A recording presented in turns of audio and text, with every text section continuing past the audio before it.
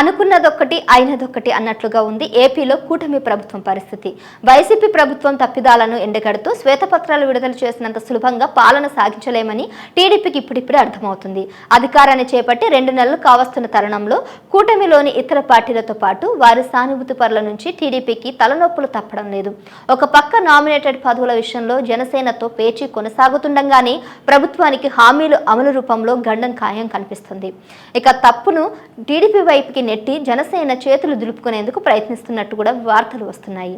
హామీల అమలు ఎలాగో అర్థం కాక చంద్రబాబు ఇబ్బంది పడుతున్నారు. తల్లికి వందనం పేరుతో చేస్తామన్న సాయంపై ఎటువంటి కసరత్తు జరగడం లేదు. మరోవైపు ఖరీఫ్ ప్రారంభమై చాలా రోజులు అవుతుంది. కొద్ది రోజుల్లో సీజన్ ముగియనుంది. అన్నదాత సుఖీభావ పేరిట 20,000 రూపాయలు అందిస్తామన్న పథకానికి అతిగతి లేదు. మహిళలకు నెలకు 15,000 రూపాయల సాయం విషయంలో ఒక సైతం స్పష్టత లేదు. అయితే గత ప్రభుత్వ వైఫల్యాలను ప్రజల ముందుకు ఉంచి కొంత నిధులు సమీకరించి పథకాలు అమలు చేయాలని చంద్రబాబు సర్కారు భావిస్తుంది. అయితే పెన్షన్ల మొత్తాన్ని పెంచి వరుసగా 2వ నెల అందించడంలో మాత్రం ప్రభుత్వం సక్సెస్ అయింది. టీడీపీ ఇచ్చిన సూపర్ 6 పథకాలు పెండింగ్లో ఉండగా ఇప్పుడు జనసేన ప్రకటించిన షణ్ముఖ వ్యూహం పథకాలను అమలు చేయాలని జనసేన పక్షం వహించే హరిరామ జోగయ్య డిమాండ్ చేస్తున్నారు. ఈ దిశగా సీఎం చంద్రబాబుతో పాటు డిప్యూటీ సీఎం పవన్ కళ్యాణ్కు ఆయన లేఖ రాశారు. షణ్ముఖ వ్యూహంలో భాగంగా కీలక పథకాన్ని అతను అమలు చేయాలని కోరారు.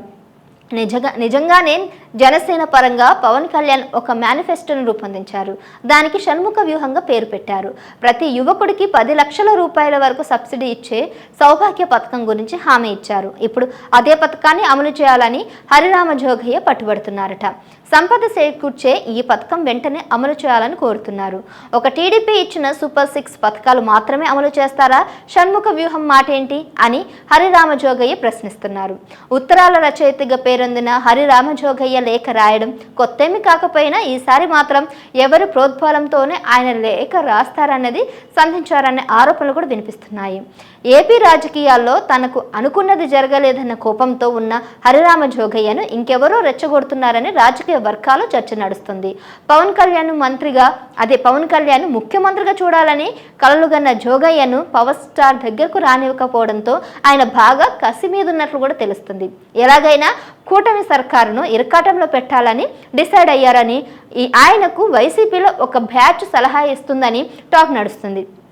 పవన్ కళ్యాణ్ ఇచ్చిన హామీలను జోగయ్యకు గుర్తు చేసింది వాళ్ళనని చెప్తున్నారు. ఏదో విధంగా పవన్ కళ్యాణ్ కూడా ఊబిలోకి లాగితే ఆట రసవత్తరంగా ఉంటుందని వైసీపీ వ్యూహంగా తెలుస్తుంది. వైసీపీ ట్రాప్లోకి జోగయ్య పడిపోయారని కూడా అంటున్నారు. Please subscribe to KTV Telugu. KTV Telugu channel.